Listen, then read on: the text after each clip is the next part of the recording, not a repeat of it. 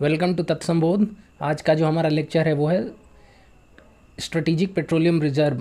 इस टॉपिक पे हम लोग आज बात करने वाले हैं। तो सबसे पहले आप समझिए कि ये होता क्या है। स्ट्रेटेजिक पेट्रोलियम रिजर्व का मतलब ये हो गया कि ये एक तरह का क्रूड ऑयल जो है ना, जिस पे गाड़ियाँ चलती हैं, उसका एक स्टॉक पाइल है। स्टॉक पाइल का मतलब बहुत ज़्यादा भंडारण आप कर रहे हैं, समझे। भंडारण कहाँ पे कर रहे हैं? ज़मीन के नीचे बहुत बड़े बड़े रॉक से बनाकर कैवर्न्स उसको बोलते हैं, ठीक है। और उसमें क्या है, अब क्यों ऐसा करना चाहते हैं हम? इसलिए करना चाहते हैं क्योंकि भारत का पेट्रोलियम लगभग 85% इम्पोर्ट डिपेंडेंट है ना। हम दूसरे कंट्रीज़ पर डिपेंड करते हैं या वहाँ से हम लोग ऑयल मंगाते हैं। तो कभी कभी क्या होता है, बाहर में कोई ऐसी घटना हो जाए तो भारत में पैसा बढ़ सकता है, या फिर वहाँ के सप्लाई और डिमांड में अगर अंतर हो जाए, बाहर लोग सप्लाई कम करने लगे तो भारत में प्राइसेस बढ़ सकते, जैसा कि आपने हाल ही में कुछ दिनों में देखा होगा। अब ये इस चीज़ का मैंडेट कहाँ से आता है? तो आप पढ़िएगा कि एक इंटरनेशनल एनर्जी एजेंसी है जो कि हर एक कंट्री को ये कहता है कि उसके पास कम से कम 90 दिन का तेल होना चाहिए, जितना भी इंपोर्ट आप मंगाते हैं। वो इसलिए है कि जो भी इसके मेंबर स्टेट होते हैं उनको वो कहता है कि मान लीजिए बाहर की कोई सिचुएशन इस तरह की हो गई, कई कारणों से, वॉर हो सकता है या नेचुरल कैलामिटी हो सकती है, तब आप अपने यहाँ शॉक यानी जो प्राइस राइज हो सकता है उसके अगेंस्ट आप बच सकते हैं। भारत हाल ही में 2017 में इसका एक एसोसिएट मेंबर बना है। जस्ट एक इन्फॉर्मेशन है। भारत में इसका लोकेशन कहाँ कहाँ पे है तो आप देख सकते हैं कि एक विशाखापट्टनम में है जो कि आंध्र प्रदेश में है, दूसरा मैंगलुरु में है, और फिर एक पद्दूर कर्नाटक में ही है। तो ये 3 जगह है। फिर नया प्रपोज किया गया है चांदीकोल और पद्दूर में। अब इसकी शुरुआत कब से हुई? कि ये स्ट्रेटेजिक रिजर्व बनाने की शुरुआत देखिए 1973 से ही हुई है, क्योंकि उस समय एक क्राइसिस हुआ था जिसके कारण हर जगह सप्लाई में, प्राइसेस में ऐसे हुआ था। तो बहुत सारे पूरे दुनिया के देशों ने मिलकर ये सोचना चालू किया कि ऐसी सिचुएशन बार बार फिर होगी तो हम लोग कम से कम कुछ दिनों तक अपने यहाँ ऑयल की कमी को पूर्ति कर लेंगे। आप देख सकते हैं इस मैप में इंडिया का कहाँ कहाँ पर है। तो ये चांदी कोल वाला है और पद्दूर में ये जो 2 नया आने वाला है, देख रहे हैं ना ब्लू डॉट से, ये फेज 2 में नया बनाया जा रहा है। कितने का? 4 MMT 2.5 का, और इसे क्यूमुलेटिव लगभग 12 दिन का बढ़ जाएगा।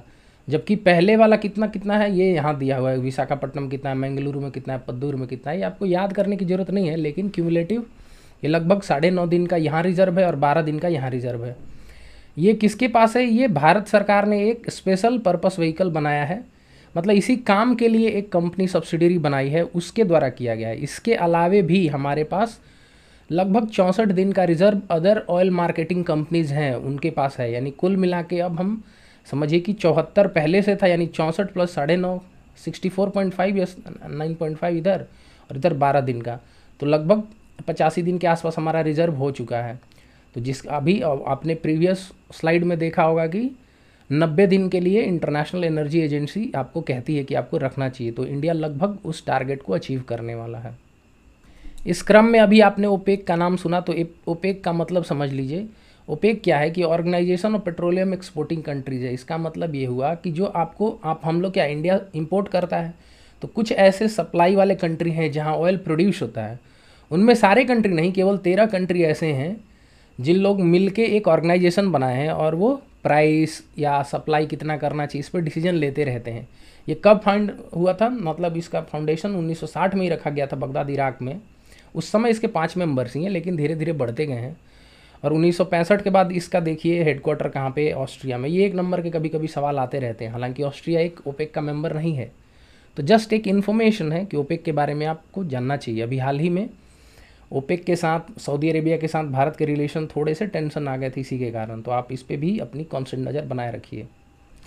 आप इस मैप में देख सकते हैं कि कौन कौन से कंट्री है। साउथ अमेरिका का ये मैप है, तो उसमें वेनेजुएला है, इक्वाडोर है। फिर अफ्रीका में इस साइड में देखिए, वेस्टर्न अफ्रीका के कंट्रीज़ में नाइजीरिया, गैबन है, अंगोला है। फिर ऊपर में अल्जीरिया है, लीबिया है, इधर इराक है, सऊदी अरेबिया है, यूएई है, कतर, कुवैत, ईरान। ये सब आपको याद करने के लिए है कि कभी कभार आपसे पूछा जा सकता है कि कौन कौन से इसमें मेंबर हैं, कौन कौन से नहीं है, मल्टीपल चॉइस क्वेश्चन में। वहाँ पर आप इसको सही कर पाएंगे। हम लोगों ने पहले ये देखा था कि हमको क्यों ज़रूरी है ये स्ट्रेटेजिक रिजर्व बनाना। तो आपने सुना था कि 73 से ये बातें चालू हो गई थी स्ट्रेटेजिक रिजर्व की। उस समय एक ऑयल क्राइसिस हुआ था इस तरह का। कहाँ पे?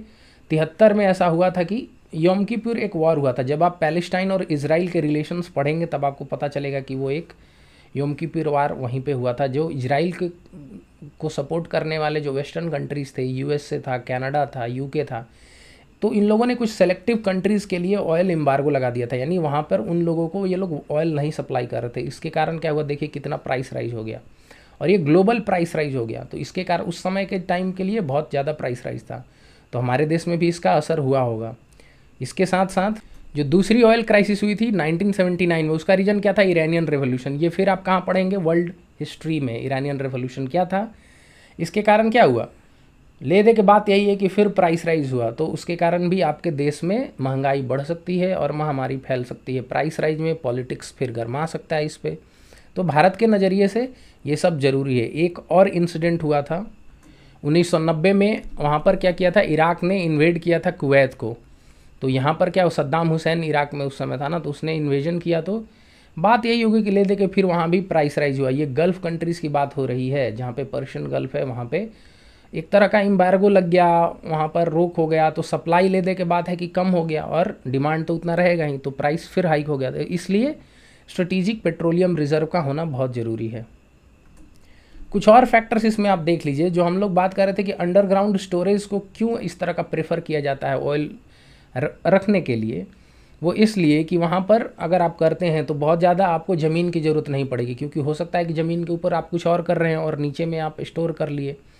फिर वहाँ पे क्योंकि सनलाइट का पेनिट्रेशन नहीं होगा तो इवापोरेशनल लॉसेस नहीं होंगे, और फिर ये सी लेवल के बहुत नीचे रहते हैं, तो आराम से आप शिप को लाकर उससे पेट्रोल या क्रूड ऑयल उसमें आराम से सप्लाई कर सकते हैं, तो वहाँ पे रखने की भी व्यवस्था अच्छी हो जाती है। इसी क्रम में कुछ और एक दो फैक्टर्स हैं कि जब हम लोग बात कर रहे थे कि इस चीज़ को मैनेज कौन कर रहा है, तो भारत सरकार ने ये एक कंपनी बनाई है, इंडियन स्ट्रेटेजिक पेट्रोलियम रिजर्व, जो कि मिनिस्ट्री ऑफ पेट्रोलियम के अधीन में काम करता है।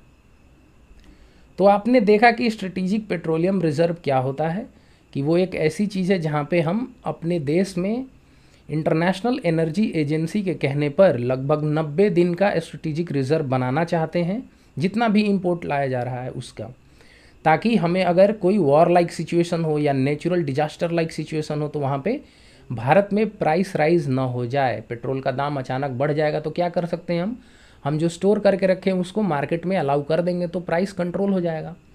ऐसी सिचुएशन हमने देखा भी कहाँ कहाँ पर हुआ है। तो आपने देखा कि 73 में योम किपुर वार हुआ था, उस समय हुआ, 79 में इरानियन रेवोल्यूशन हुआ था, उस वक्त हुआ, और 90 में गल्फ़ क्राइसिस हुआ था, जहाँ पे इराक ने कुवैत को इन्वेड किया था, उस वक्त हुआ। ये 3 इंपॉर्टेंट लैंडमार्क्स हैं, जबकि ये पूरे विश्व के सामने आया था कि अगर ऐसी चीज़ हो जाती है तो क्या हो सकता है। साथ साथ हमने ओपेक के बारे में भी पढ़ा, जिसमें लगभग 13 कंट्री हैं, और उसके बारे में हमने थोड़ी सी जानकारी ली कि वो कब बना था। 60 से बनाया हुआ है, और ऑस्ट्रिया में उसका हेडक्वार्टर है, जबकि 13 मेंबर्स हैं उसके। फिर साथ साथ हमने भारत में भी देखा कि पहले कितना रिजर्व था, कहाँ कहाँ था, विशाखापट्टनम में था, पद्दूर में था, मैंगलुरु में था, और फिर इसका अगला एक्सटेंशन पद्दूर में एक और बनाया जा रहा है रिजर्व, और चांदीकुल उड़ीसा में बनाया जा रहा है। तो ये आपको ज्योग्राफी में भी काम आएगा और एक तरह का करंट अफेयर का भी पोर्शन हो। तो मुझे लगता है कि आपको इस बारे में अच्छी खासी जानकारी हो गई है। Thank you.